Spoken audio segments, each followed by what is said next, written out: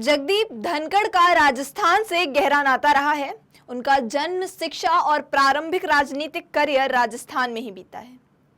लेकिन आज बात जगदीप धनखड़ के इस्तीफे के बाद इसके पीछे के कारणों पर लोग जो अटकलें लगा रहे हैं उस पर विस्तार से करेंगे। उनसे संबंधित वीडियो पर आए कमेंट सेक्शन को यहाँ मैं आज विस्तार से बताने वाली हूँ और दिखाने वाली हूँ। जगदीप धनखड़ के इस्तीफे के बाद एक यूजर उनके वीडियो लगाकर कमेंट सेक्शन में लिखते हैं कि क्या उपराष्ट्रपति, सहसभापति राज्यसभा का नड्डा जी ने अपमान किया है और क्या इससे आहत होकर उन्होंने इस्तीफा दिया है। इसके अलावा और भी कई अटकलें लगाई जा रही हैं जहां लिखा गया है कि ये बीजेपी जाट विरोधी है और ऐसे कई कमेंट किए गए हैं।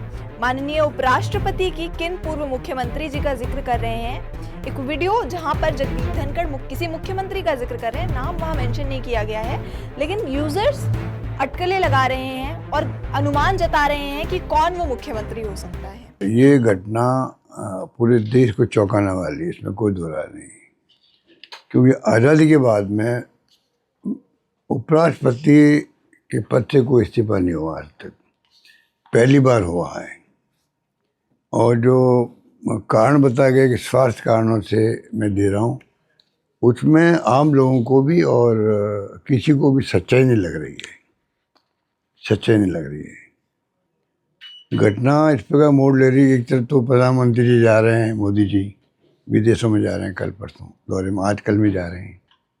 अचानक उपराष्ट्रपति का इस्तीफा होता है तो देश दुनिया में चर्चा बन गई।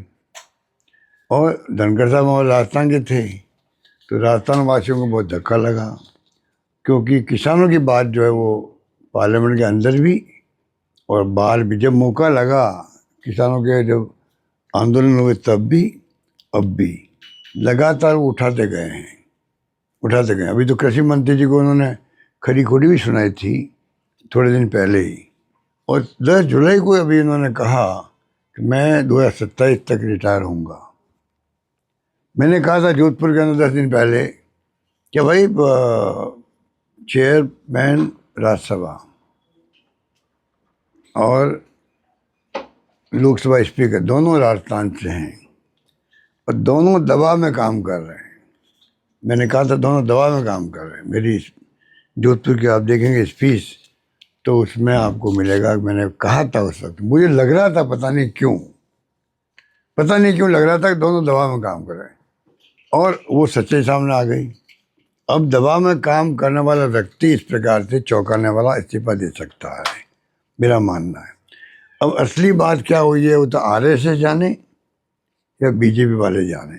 इसके साथ ही नीतीश कुमार अगले उपराष्ट्रपति बन सकते हैं, क्योंकि बिहार चुनाव नजदीक है तो ऐसी अटकलें लोग लगा रहे हैं कि शायद नीतीश कुमार अगले उपराष्ट्रपति बन सकते हैं चुनावी राजनीति के दृष्टिकोण से। और इस प्रकार की और भी कई अटकलें सामने आ रही हैं। इसके साथ ही कई राजनीतिक नेताओं ने जगदीप धनखड़ जी के इस्तीफे के बाद अपने बयान दिए हैं और जानकारी सामने आ रही है कि क्या कुछ कारण हो सकते हैं। आगे इस मामले पर हम आपको अपडेट करेंगे और बताएंगे कि अगला उपराष्ट्रपति कौन होगा। अंत में थोड़ी सी मुझे चिंता हुई, मेरे स्वास्थ्य की नहीं, मेरे मित्र पूर्व मुख्यमंत्री के स्वास्थ्य की, जिन्होंने कहा कि हम दबाव में हैं। हमारी वकालत तो मामई में आपने कर दी, पर मैं उनको आश्वस्त करना चाहता हूँ, राजस्थान की राजनीति में वो मेरे सबसे पुराने मित्र हैं और मेरे बड़े भारी शुभचिंतक भी हैं और हमारी पारिवारिक मित्रता भी गहरी है। मैं सार्वजनिक रूप से, क्योंकि उन्होंने सार्वजनिक रूप से कहा है, वो चिंता मुक्त हो जाएं। मैं न दबाव में रहता हूं, न दबाव देता हूं, न दबाव में काम करता हूं और न किसी से दबाव में काम कराता हूं।